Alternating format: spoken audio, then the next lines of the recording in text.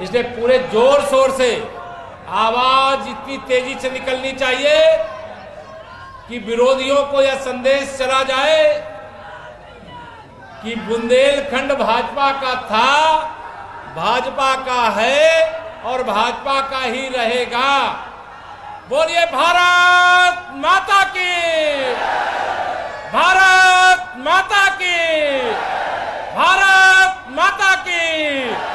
जय श्री राम, जय श्री राम। अब लग रहा है बुंदेलखंड बोल रहा है। आज मेरे लिए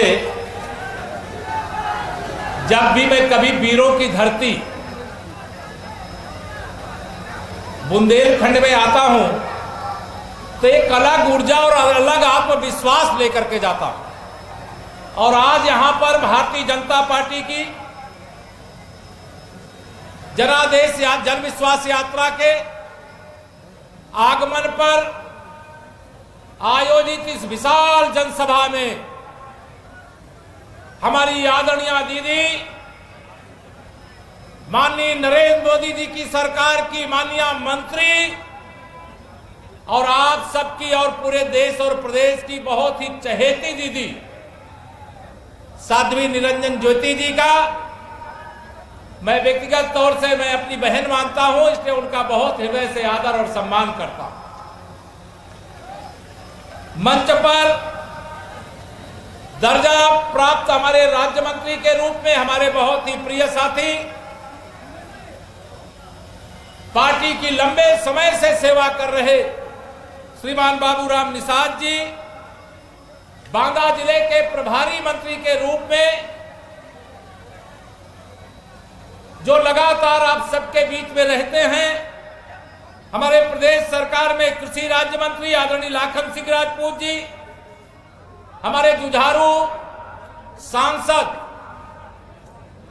श्रीमान आर.के. सिंह पटेल जी, जिनके बारे में कुछ बताने की आवश्यकता नहीं, मैं अगर उनके बारे में कुछ बताऊंगा तो मुझे लगेगा कि मैं आपको कुछ अलग से बता करके जिनके बारे में आप सब जानते हैं अतिरिक्त मैं कुछ कर रहा हूं। हमारे बहुत ही लोकप्रिय विधायक जो मतलब हमारे प्रकाश जी, जो सूर्य की तरह प्रकाशमान रहते ही हैं,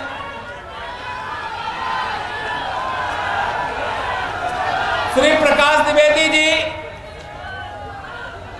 जो भी अगर कभी मेरे मन में होता है कि अब चलो इनके बहुत ज्यादा दे दिया गया है बांदा जिले को, अब कुछ थोड़ा कम किया जाए बाकी क्षेत्रों को भी, लेकिन वह चाहे जैसे भी, मैं समझता मुझसे ही नहीं सभी मंत्रालय से भी वह अपने क्षेत्र की योजनाओं को लाने का काम करते हैं।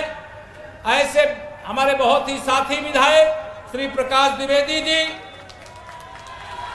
हमारी जिले की प्रभारी के रूप में हमारी पार्टी की वरिष्ठ नेता बहन कमलावती सिंह जी, हमारे जिला अध्यक्ष श्रीमान रामकेश निषाद जी, हमारे क्षेत्रीय महामंत्री श्री राम किशोर साहू जी, हमारे लोकप्रिय विधायक श्रीमान राजकरण कबीर जी, विधायक नरैनी, हमारे बबेरू के विधायक आदरणीय श्री चंद्रपाल कुशवाहा जी, हमारे मंच पर मैं नाम ले रहा हूं, समय ज्यादा लग रहा है, श्रीमान बाल मुकुंद शुक्ला जी, इंद्रपाल पटेल जी, श्रीमती प्रका गुप्ता जी, महिला आयोग की हमारी सदस्य जगराम सिंह जी, राजेश द्विवेदी जी, लवलेश सिंह जी, संतोष गुप्ता जी, सुनील तिवारी जी, पवन सिंह जी,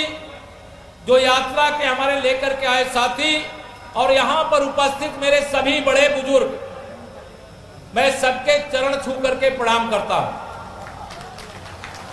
मेरे सभी यहां पर माताएं बहनें भी बड़ी संख्या में आई हैं, आप सबके भी चरण छू करके प्रणाम करता हूं। मेरे सब युवा साथी जिनके हाथों में बुंदेलखंड की भी बागडोर है, प्रदेश की बागडोर है और बहुत बड़ी जिम्मेदारी है, ऐसे मेरे सभी युवा साथियों, मेरे पत्रकार मित्रों, यह बांदा की धरती महर्षि जो वामदेव जी हैं उनके नाम से ही नहीं, बल्कि बांदा और चित्रकूट जब अलग अलग नहीं था तो एक चौपाई पूरे देश में सुनी जाती है, आज भी कही जाती है कि चित्रकूट में बसत है रहीमन अवध नरेश। आगे की आप सब जानते, जा पर विपदा, जिसको किसी भी प्रकार की कठिनाई होती है वो चित्रकूट में आते। स्वयं भगवान भी चित्रकूट में बुंदेलखंड में बांदा में आए थे। मैं आप सब लोगों के सामने आज यहां पर कुछ बातें इसलिए कहना मुझे आवश्यक है कि 2014 के लोकसभा चुनाव से आपने भारतीय जनता पार्टी का कमल खिलाया और देश के प्रधानमंत्री की कुर्सी पर माननीय नरेंद्र मोदी जी को बैठाया कि नहीं बैठाया? 2014 में और 2017 में जब विधानसभा का चुनाव आया, जब सपा और बसपा इस मुगालते में रहते थे कि बुंदेलखंड में तो हम भारतीय जनता पार्टी का खाता भी नहीं खुलने देंगे, उस समय बुंदेलखंड ने 2014 की तरह 2017 के विधानसभा चुनाव में भी सपा बसपा कांग्रेस का सुपड़ा बुंदेलखंड से साफ करने का काम किया है। 2019 के लोकसभा चुनाव आए, ये सपा बसपा वाले कांग्रेस वाले सोचने लगे कि हम नरेंद्र मोदी जी को देश का प्रधानमंत्री नहीं बनने देंगे। लेकिन धन्य है आप बुंदेलखंड के मेरे भाई बहनों, आपका अभिनंदन वंदन करता हूं कि आपने बता दिया कि चाहे सपा बसपा कांग्रेस नहीं, सारी विरोधी पार्टियां एक हो जाओ, लेकिन यहां कमल का फूल खिलने से कोई नहीं रोक सकता, क्योंकि बुंदेलखंड वासियों के दिलों में माननीय नरेंद्र मोदी जी रहते हैं और माननीय नरेंद्र मोदी जी के दिल में बुंदेलखंड सहित पूरे देशवासी रहते हैं। यह सारे विरोधी चारों खाने चित हो गए, इनको लगा या क्या हो गया, हम तो सपा बसपा वाले एक हो गए, फिर भी नरेंद्र मोदी जी को देश का प्रधानमंत्री बनने से नहीं रोक पाए। बुंदेलखंड का संदेश देश में भी जाता है, प्रदेश में भी जाता है। आज मैं बुंदेलखंड की धरती से इस चुनावी अभियान के शुभारंभ के लिए मुझे आने का सौभाग्य पार्टी की ओर से मिला है। एक बात बता करके मैं बात अपनी शुरू करूंगा। मेरे बुंदेलखंड के भाई बहनों, मुझे पूरा विश्वास है, विरोधी भी यहां कुछ होंगे, कान लगाए होंगे, नहीं मेरे पत्रकार मित्र उन तक कल खबर पहुंचा देंगे, अभी कार्यक्रम के बाद खबर पहुंचा देंगे। 2017 की तरह 2022 में भी बांदा सहित बुंदेलखंड की सभी 19 सीटों में कमल का फूल खिलेगा।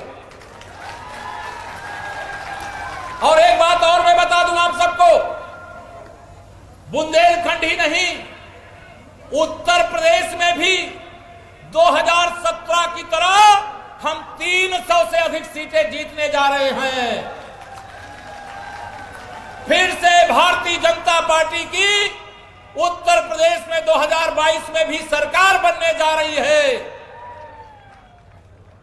और एक दावा मैं और करता हूं, आपके यहां भी कर रहा हूं, जहां गया वहां भी कहा हूं कि 2014, 17, 19 के चुनाव देखा है तमाम विरोधियों ने, 2022 में भी देख लेना। 2022 में यह जनता जनार्दन का ऐसा आशीर्वाद है, मेरे कार्यकर्ताओं ने जो परिश्रम की पराकाष्ठा की है, उसके कारण से 2022 में भी 100 में अब वोट हमारा बढ़ रहा है, 100 में से 60% वोट हमारा है, 40% में बंटवारा है और बंटवारे में भी हमारा है। क्यों हमारा है बंटवारे में?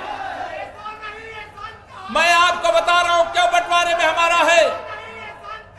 आप सब ध्यान में रखिएगा, ये सपा हो, बसपा हो, कांग्रेस हो, या सत्ता में पहुंचने के बाद एक लक्ष्य तय करते हैं, कैसे जनता के लिए जो योजना बनती है उस योजना को लूट लो। सपाइयों, बसपाइयों, कांग्रेसी नेताओं के, कार्यकर्ताओं के उनके घर को भर दो। जो सड़क छाप होते हैं, जो साइकिल पर चलते हो, फॉर्च्यूनर पर चलने लगते हैं। कहां से चलने लगते हैं? वो लूटे हैं आपको, इसलिए चलने लगते हैं। सपा हो, बसपा हो, कांग्रेस हो, या लुटेरों की पार्टी है, या गरीबों को चूसने वाली पार्टी है, किसानों के अधिकारों को लूट लेने वाली पार्टी है। मैं याद दिलाना चाहता हूं,